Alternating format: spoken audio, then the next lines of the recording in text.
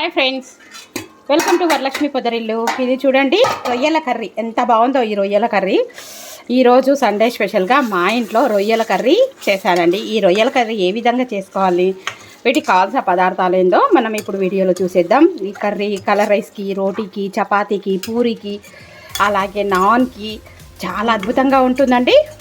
అమ్మగా ఉంటుంది, గుమగుమలాడిపోతుంది. నాకు చెప్తూ ఉంటేనే నోట్లో నీళ్ళు ఊరుతున్నాయి.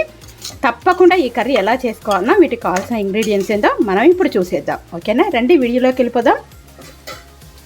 హలో, నమస్తే, వెల్కమ్ టు వరలక్ష్మి పొదరిల్లు. అందరూ ఆరోగ్యంగా ఆనందంగా జీవించాలని మనస్ఫూర్తిగా కోరుకుంటున్నాను. కొత్తగా ఎవరైతే నా ఛానల్ చూస్తారో తప్పకుండా లైక్ చేయండి, అలాగే షేర్ చేయండి, వేరే వాళ్ళకి ఫార్వర్డ్ చేయండి. నాకు ఎంతో సపోర్టింగ్ చేసిన వాళ్ళు అవుతారు. ముందుగా ఈరోజు సండే కదండి, మీరంతా ఏం చేస్తున్నారు? మా ఇంట్లో ఈరోజు సండే స్పెషల్ వచ్చేసి రొయ్యల కూర. ఈ రొయ్యల కూర అన్నంలోకి, చపాతీకి, పూరికి, బటర్ నాన్కి, జొన్న రొట్టెకి అద్భుతంగా ఉంటుంది. ఇంకా కలర్ రైస్లో కూడా చాలా బాగుంటుంది. నా స్టైల్ ఈరోజు రొయ్యల కర్రీ చూపించబోతున్నాను. వాటికి కావాల్సిన పదార్థాలు ఏంటి, వాటిని ఎలా క్లీన్ చేసుకోవాలో ఇప్పుడు మనము ఈ వీడియోలో చూసేద్దాం. రండి, ఇలా వెళ్ళి అలా వచ్చిద్దాం. ఎక్కడ స్కిప్ చేయకుండా చూడండి, అలాగే తప్పకుండా లైక్స్ ఇవ్వండి. మీ లైక్సే శ్రీరామ రక్ష అని చెప్పాలి. తప్పకుండా లైక్ చేస్తారు కదా. ఇప్పుడు రండి, మనము కర్రీ ఏ విధంగా చేసుకోవాలో వీడియోలో చూసేద్దాం. రండి. ఇప్పుడు రొయ్యలు చూడండి, ఇవి 1 కేజీ రొయ్యలు ఎంత బాగున్నాయో చూడు. అక్కడ ఫ్రెష్గా కడిగి ఇచ్చారండి. మనం కూడా కొద్దిగా ఉప్పు, పసుపు వేసుకొని కడిగి పెట్టుకుందాం. నిమ్మకాయ కూడా వేసుకోవచ్చు, ఎలాంటి నీసు వాసన లేకుండా ఉంటుంది. వాటికి కర్రీకి కావాల్సిన పదార్థాలు వచ్చేసి సన్నగా తరిగి పెట్టుకున్న ఉల్లిపాయలు, టొమాటోలు, పచ్చిమిరపకాయలు, అల్లం వెల్లుల్లి పేస్టు, ధనియాల పొడి, అలాగే గరం మసాలా, ఇవన్నీ కావాలి. దీంట్లో ఉండే నల్లది కూడా తీసి ఇచ్చారు చూడండి, అస్సలు లేదు. దీంట్లో నల్లది ఒక పొర లాంటిది ఉంది. కొన్నిటికి నేను తీసానండి, కానీ ఇలాంటి వాటిల్లో నల్లగా ఉంటుంది. ఇది తీసేసుకోవాలి. ఎలా తీసేసుకోవాలో ఇప్పుడు మీకు చూపిస్తాను. చూడండి, ఒక చిన్నగా చాకుతోని ఇలా ఘాట్ పెట్టేసుకోవాలి. పెట్టేసుకుంటే ఇందులో చూసారా, ఈ నరం అనేది ఇది ఉంటుంది. ఇది ఇలా లాగితే వచ్చేస్తుంది. ఇలాంటివన్నీ తీసేసుకోవాలి. తీసేసుకుంటేనే కర్రీ శుభ్రంగా ఉంటుంది. వాళ్ళు నీట్గా తీసి ఇచ్చారండి. కొన్నిటికి మాత్రం తీయలేదు, దాదాపు అన్నిటికీ తీసే ఇచ్చారు. ఇవన్నీ ఒకసారి చెక్ చేసుకోండి. ఓకేనా. ఇప్పుడు మనం శుభ్రంగా పసుపు అలాగే ఉప్పు వేసుకొని కడుక్కుందాం.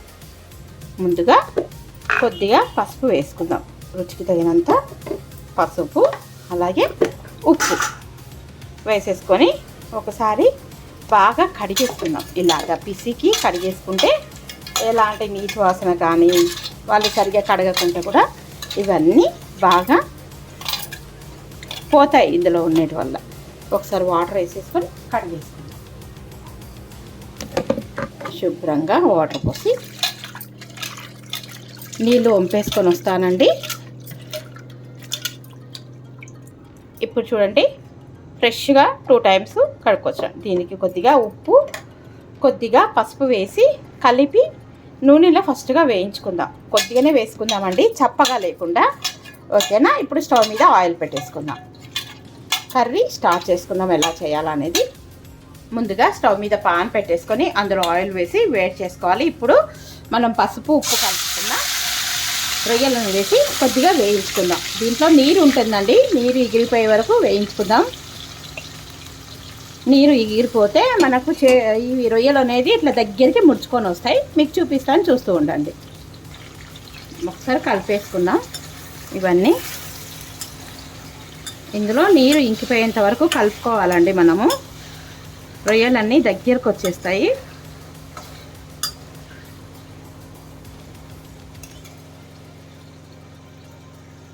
ఇందులో కూడా నరం తీయలేదు, తీస్తున్నాను.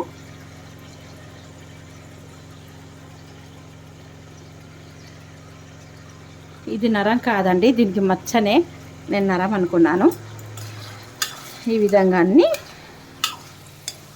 వేయించుకోవాలి. ఇవి పెద్ద రొయ్యలండి, చూసారా ఇందులో ఎన్ని నీళ్ళు. ఇప్పుడు ఇవన్నీ దగ్గర వేగలిద్దామండి. చక్కగా వేగుకుంటున్నాయి. చూడండి, మీ ఇంట్లో ఏంటి సండే స్పెషల్? మా ఇంట్లో ఎక్కువ శాతం సీ ఫుడ్సే తింటామండి మేము. రొయ్యలు కానీ, చేపలు కానీ, పీతలు కానీ, తక్కువ మటన్, చికెన్ అనేది ఇవన్నీ దగ్గర ఉడికిపోయేంత వరకు మనం ఫ్రై చేసుకోవాలి బాగా. చాలా బాగుంటుందండి ఈ కర్రీ. మీలో ఎంతమందికి రొయ్యలు ఇష్టము? ఈరోజు రొయ్యల కర్రీ చూపిస్తాను. మళ్ళీ ఎప్పుడైనా సరే రొయ్యల బిర్యానీ చేసుకుందాం, చాలా బాగుంటుంది. అది కూడా ఒక్క పూట తిన్నా చాలు, అద్భుతంగా ఉంటుంది. ఓకేనా? ఇవన్నీ మీకు దగ్గర పడ్డాయో లేదో చూపిస్తాను చూడండి. ఉడకనిద్దాం మూత పెట్టి. ఓకేనా? చూసారా వాటర్ పోసినట్టు ఎన్ని నీళ్లు ఊరాయో? ఈ నీళ్ళన్నీ దగ్గరగా ఇంకిపోయేవాళ్ళండి. ఇవన్నీ ఒకసారి మనము మూత పెట్టేసుకొని ఉడకనిద్దాము. ఒకసారి మూత పెట్టేసుకొని ఉడకనిద్దాం. నీరు ఎగిరిపోయిందేమో చూద్దాము. వామ్మో, ఎన్ని నీళ్లు ఊరాయి చూడండి. ఈ నీళ్ళతోనే మనకు ఇవన్నీ ఉడికిపోతాయండి చక్కగా. ఇవన్నీ ఎగిరిపోవాలండి. నీళ్ళన్నీ ఎగిరిపోతే మనము కర్రీ ఈజీగా చేసుకోవచ్చు. భలే గుమగుమ వాసన వస్తుందండి. మీలో ఎంతమందికి ఇష్టం? కామెంట్ బాక్స్లో తప్పకుండా కామెంట్ చేయండి. మీరు ఏ విధంగా చేస్తారు అనేది కూడా నాకు కామెంట్ బాక్స్లో కామెంట్ చేయండి. ఇప్పుడు నీళ్ళన్నీ ఎగిరిపోయే వరకు ఫ్రై చేసుకుందాం. ఇప్పుడు ఉడికిపోయినాయేమో చూద్దాం. వావ్, చూడండి ఆయిల్ పైకి తేలినాయి. సిమ్లో పెట్టేసుకొని చక్కగా ఉడికిపోయినాయి. ఇప్పుడు ఇవన్నీ తీసేసుకుందాం. కర్రీ ప్రిపేర్ చేసుకోవాలి కదా, ఇదే ఆయిల్లోనే మనం కర్రీ చేసుకుందాం. ఇవి ఒక గిన్నెలో వేసేస్తాను. ఇంతకుముందు మనం కడిగి పెట్టుకున్న గిన్నె ఉంది కదా, చూడండి. ఇవి దాదాపు కేజీ, అర కేజీ అయినాయి. ఫ్రై చేస్తే ఇలాగే ఉంటుంది. ఇవి కూడా మటన్ లాగానేనండి. కేజీ 800 రూపీస్ పడ్డాయి. ఒలిచినేటివే, వాళ్ళు ఒలిచిస్తారు. మనం ఫస్ట్ పొట్టుతో తీసుకోకుండా ఒలిచినేటివే ఇలాగిస్తారు. ఇప్పుడు ఈ ఆయిల్ ఉంది కదా, ఈ ఆయిల్లోనే మనం ఇప్పుడు కర్రీ చేసుకుందాం. ఓకేనా? ఆయిల్ వేడెక్కింది కనుక ఇందులోకి ముందుగా ఆయిల్ చూడండి ఉడుకుతుంది. పచ్చిమిరపకాయలు, అలాగే ఉల్లిపాయలు. అది కొద్దిగా నీరు ఉన్నట్టుంది, అందుకోసానికి చిటపటమనలేదు. ఆయిల్లో ఉడుకుతూ ఉంటాయి. ఇప్పుడు ఇవన్నీ ఫ్రై అవ్వనియాలి. మనం ఒకసారి మూత పెట్టేసుకొని ఫ్రై చేసుకుందాం. సిమ్లో పెట్టేసినాం కదా, ఇప్పుడు హైలో పెట్టుకుందాం స్టవ్.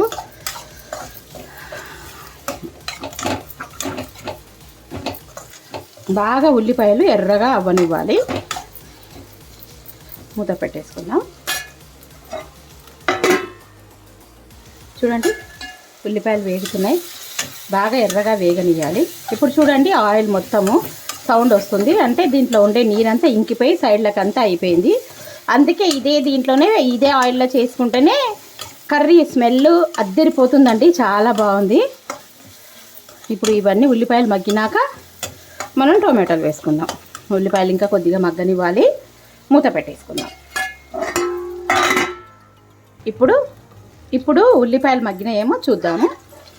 వావ్, ఉల్లిపాయలు మగ్గి ఆయిల్ సపరేట్ అయింది కదా.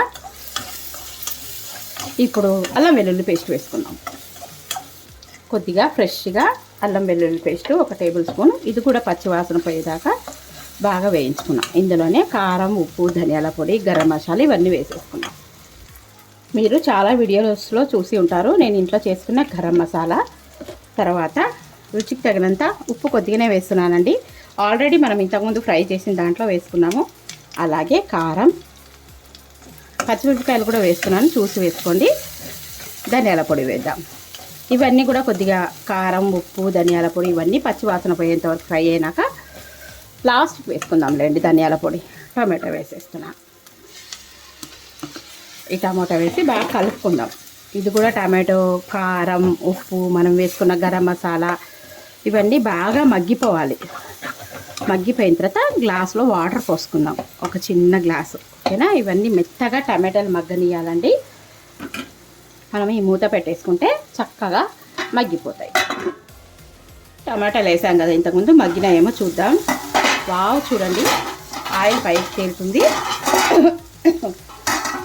ఒకసారి కలిపేసుకుందామండి.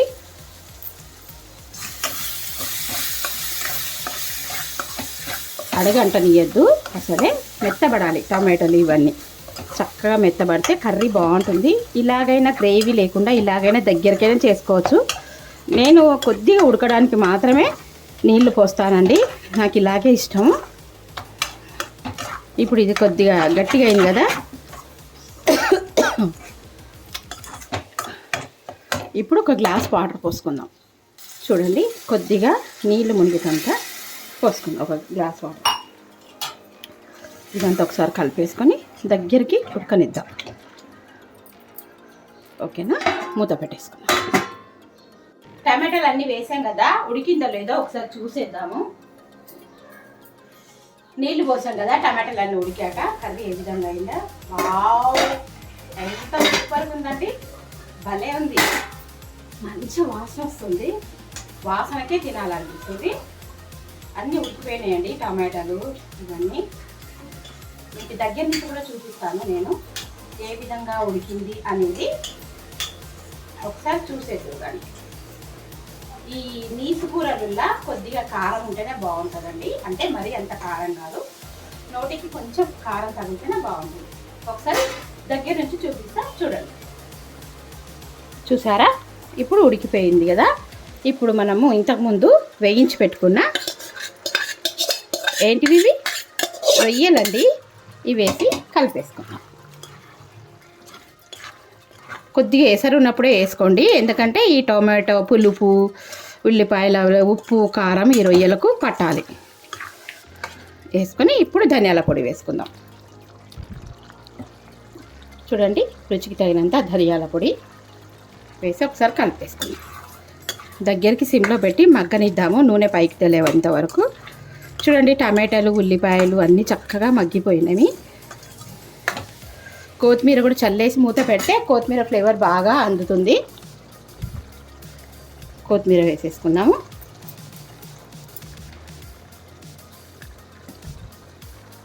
ఇప్పుడు కాసేపు మూత పెట్టేసుకున్నాం. కొత్తిమీర వేసేసుకున్నాక సిమ్లో పెట్టేసి మూత పెట్టేసుకున్నాం. కొత్తిమీర వేసుకున్నాక ఒకసారి కలిపేసుకుందాము. నీరు మీకు ఇలాగే లూజ్గా కావాలంటే ఇలాగే ఉంచుకోండి. నేను ఇంకా కొద్దిగా గట్టిగా అయ్యేంతవరకు నీరు మొత్తం ఎగిరిపోవాలండి. మీకు ఇలాగే కావాలంటే ఇలాగే ఉంచుకోవచ్చు. నేను ఇంకా కొంచెం గట్టిగా ఉండేటట్టు ఒక 2 నిమిషాలు ఉడకనిస్తాను. తర్వాత కసూరి మేతి చల్లుకుందాం. టేస్ట్ చూడండి, అన్నీ సరిపోయినాయి సరిగ్గా. కొద్దిగా ఉప్పు పడుతుంది, ఉప్పు వేసుకుందాం. చూడండి, కొద్దిగా ఉప్పు వేస్తున్నాను. ఉప్పు వేసి ఒకసారి కలిపేసుకొని సిమ్లో పెట్టేస్తాను. దగ్గరికి మగ్గనిద్దాము.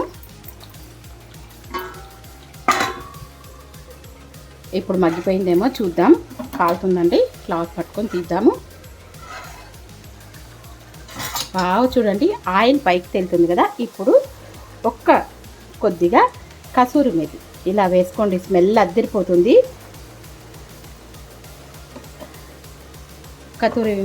కసూరి మేతి వేసి ఒక్కసారి కలిపేసుకొని ఉడకనియాలండి. కసూరి మేతి వేసినాక దించేసుకుంటే సూపర్. ఇంకా అన్నంలో వేడి అన్నంలో వాసన అద్దరిపోయిందండి. నేను సిమ్లో పెట్టి మూత పెట్టేస్తాను. మన కర్రీ రెడీ అయినట్టే. ఇప్పుడు కర్రీ అయిందేమో చూద్దామా. వావ్, చూడండి, ఆయిల్ పైకి తేలింది, అద్దరిపోయిందండి, గుమగుమలాడిపోతుంది. ఇదేనండి నా స్టైలు రొయ్యల కర్రీ. ఇది రోటీతో తినొచ్చు, చపాతీతో తినొచ్చు, పూరితో తినొచ్చు, కలర్ రైస్తో తినొచ్చు, వైట్ రైస్తో తినొచ్చు. ఇప్పుడు మనము ఎలా ఉందో కర్రీ అన్నంలో వేసుకుందామా. నేను ఆల్రెడీ అన్నం పెట్టుకున్నాను చూడండి. ఉత్త ప్లేట్లో అన్నం పెట్టుకోకూడదని కొద్దిగా కర్రీలాగా వేసుకున్నాను. ఇప్పుడు ఎలా ఉందో మీకు టేస్ట్ చూసి చెప్తాను. ఓకేనా, కొద్దిగా కర్రీ వేసుకొని చల్లారనిద్దాం. ఓకే అండి, చల్లారిద్దాం. వావ్, వాసన అద్దరిపోయింది. ఎలా ఉందో టేస్ట్ చేద్దాం. ఫస్ట్ అన్నం వేడిగా ఉంది, కర్రీ వేడిగా ఉంది. ఇదొక్కటి ఫస్ట్ వేసుకున్నా, కొద్దిగా చల్లగా ఉంది. ఇప్పుడు ఈ కూర ఫ్యాన్ వేసుకొని వస్తా, ఒక్క నిమిషం. చెమటలు చూడండి ఎలా కారిపోతున్నాయి. ఇదేమన్నా వర్షాకాలం లాగుందా. సరే, టేస్ట్ చేస్తాను ఎలా ఉందో.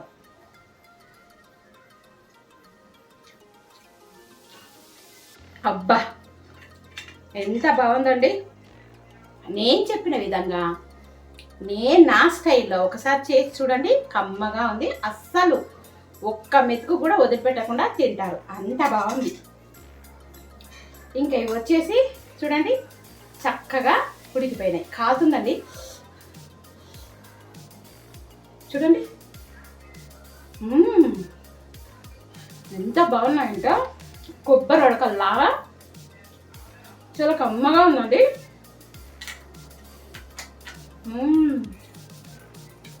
నేను డైట్ గీట్ అన్నీ పక్కన పెట్టేసి ఈరోజు మాత్రం ఫుల్గా లాగించేస్తా.